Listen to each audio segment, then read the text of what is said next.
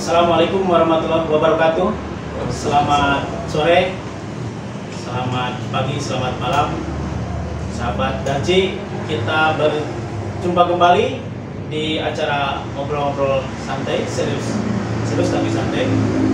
Pada kesempatan ini kami kebetulan menghadirkan Bapak Kepala Lapas Cianjur. Ini perkenalkan, beliau namanya Bapak Tommy Elius, AMD IP, SOS, SH, MSI. Enggak Pak Tommy untuk menyampaikan. Assalamualaikum warahmatullahi wabarakatuh. Sampurasun Yes. untuk teman-teman dan sahabat Radar Channel.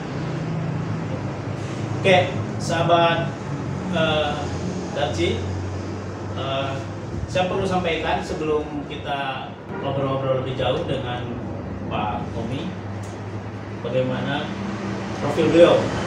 Beliau lahir di Lampung, ya, kemudian tanggal 18 Februari 1980. Beliau menempuh pendidikan di Akademi Hukum Kemasyarakatan tahun 2002, kemudian S1 Administrasi Publik Universitas Indonesia, S1 Ilmu Hukum Universitas Jakarta, S2 Kajian Ketahanan Nasional Universitas Indonesia. Seperti ya Pak Tommy. Pada kesempatan ini, sahabat Ngobras dan sahabat Darji, kita akan membahas tentang pasca gempa bumi, ya. Karena Cianjur pada 1 tahun lalu kita dikejutkan dengan bencana, ya, yang gempa, ya, yang cukup lumayan, sehingga membuat infrastruktur seluruh yang ada di Kabupaten Cianjur mengalami kerusakan. Nah, salah satunya adalah yang terkena imbas adalah lapas Cianjur.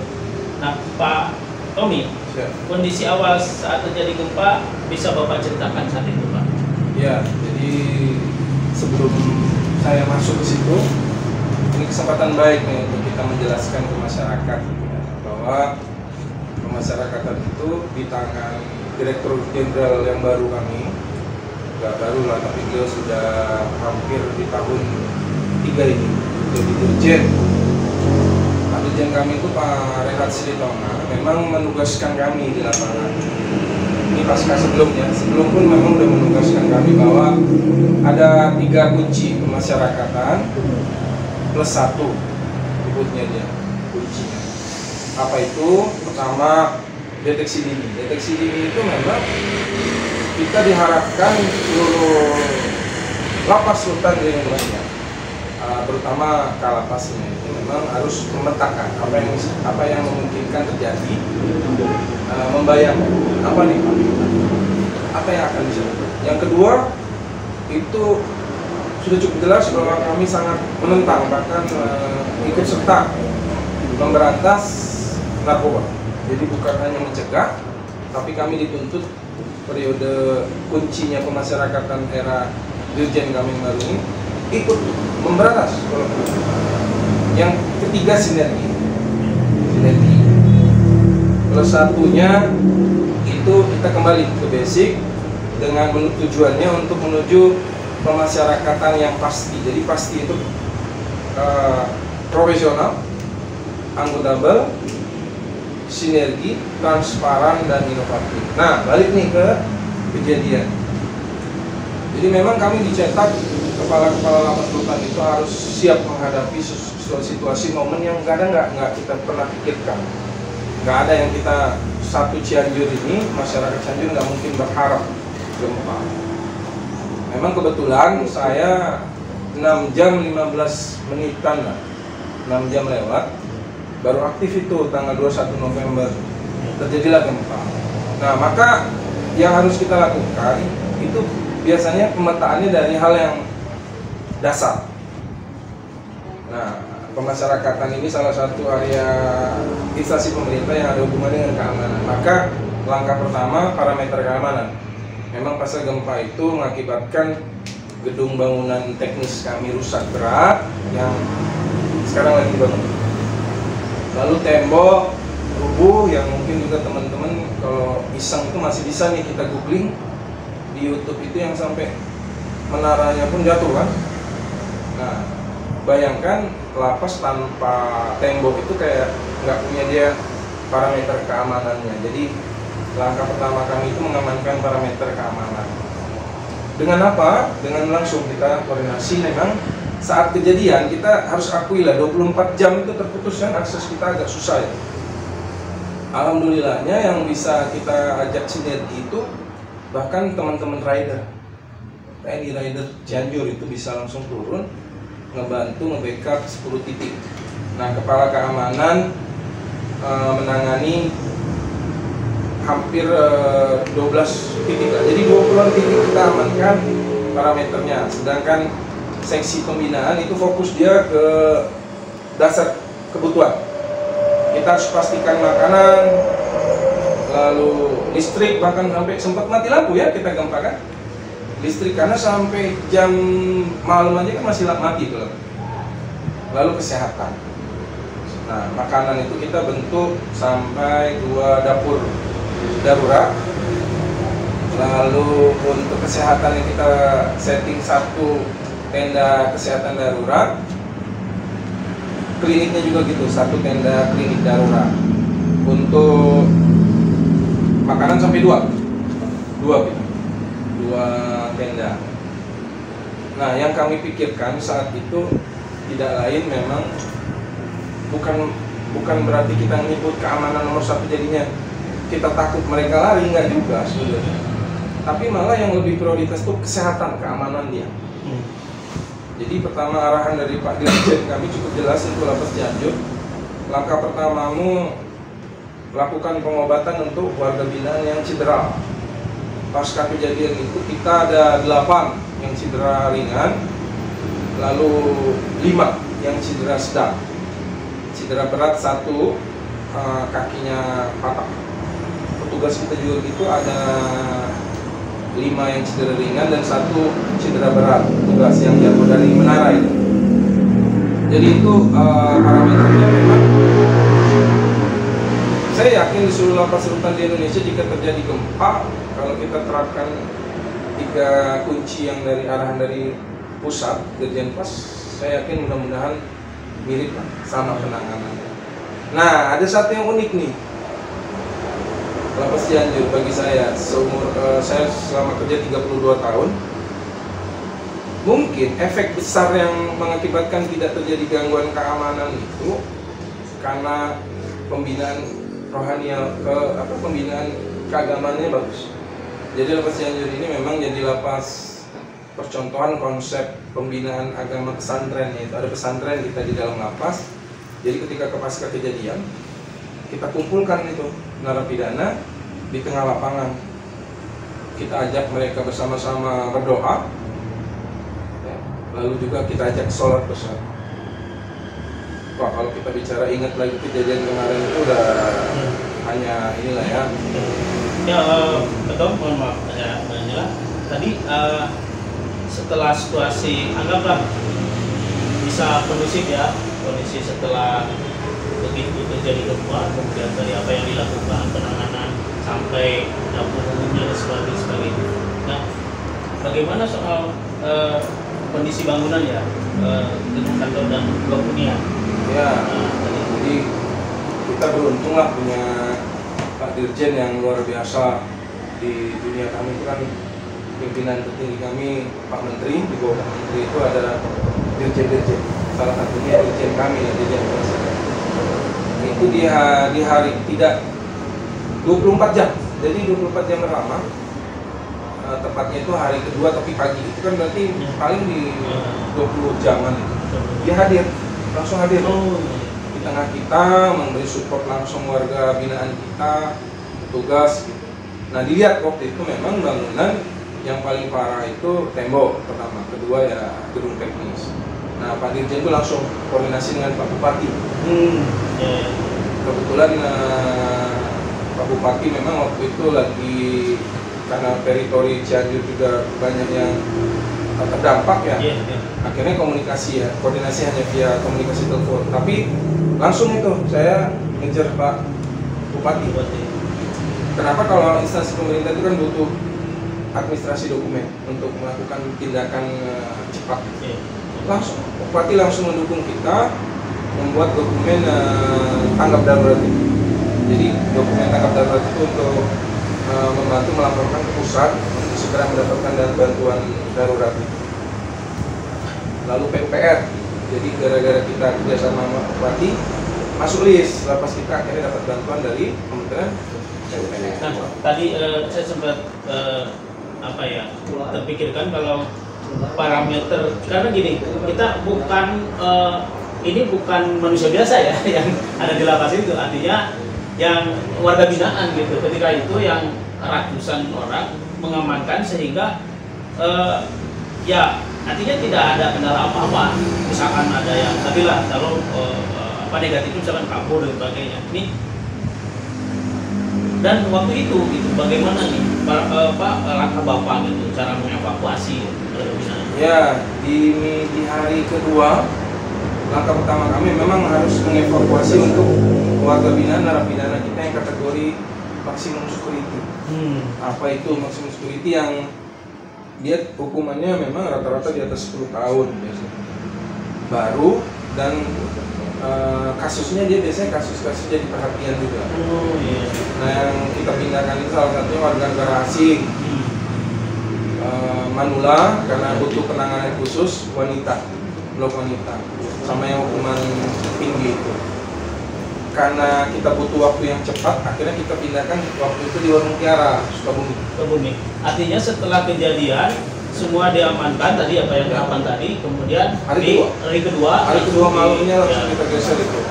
Nah, memang itu salah satu strategi pencegahan juga. Ya. Tapi tidak terjadi apa-apa ya. Artinya karena misalkan bangunan itu dimanfaatkan oleh binaan nggak ya? Alhamdulillah. Warga binaan yang kita ingin evakuasi itu ya kan kita kasih pemahaman. Kita kasih pemahaman bahwa memang ini terjadi karena dia sudah takdir kan gitu. Jadi pemahaman. Jadi kepala keamanan, kepala seksi pembinaan itu kolaborasi lah mereka untuk, dan rata-rata tidak ada yang resisten lah. Tidak ada yang melawan atau resisten. Rata-rata ya mereka hanya sedih saja karena dipindahkan kan jauh dari keluarga kemungkinannya. Ya artinya waktu itu tidak mengalami kesulitan ya waktu pemindahan. Alhamdulillah nggak ada kendala. Dibantu juga oleh teman-teman keamanan dari rider. Ya. Jadi ya sahabat Darci memang tadi mungkin tahapan yang dilakukan oleh Kalapas dan anggotanya ini menurut saya ya luar biasa, karena kalau terjadi sesuatu misalkan kayak di Aceh ya tsunami hilang kan atau lari semua kan, ini luar biasa lah ya. Tadi sesuai dengan protap yang sudah dilakukan. Dan kemudian Pak ada progres penanganan pasca gempa, ada kesulitan nggak? Artinya tadi soal memindahkan kan bukan hanya satu tadi, misalkan itu ke Sukabumi, nah ada nggak? Karena ya belum kita merapikan bangunan kita. Iya, jadi pasca kejadian kesulitan kita sih lebih ke teknis lapangan, karena kami itu memindahkan 600-an. Dari perlu diketahui lapas Cianjur itu 800-an. Sebelum gempa 800, kita pindahkan hampir 600, 550. Yang kita pindahkan 550 itu tersebar Sukabumi, Bandung, Cirebon. Memang 3 kabupaten itu.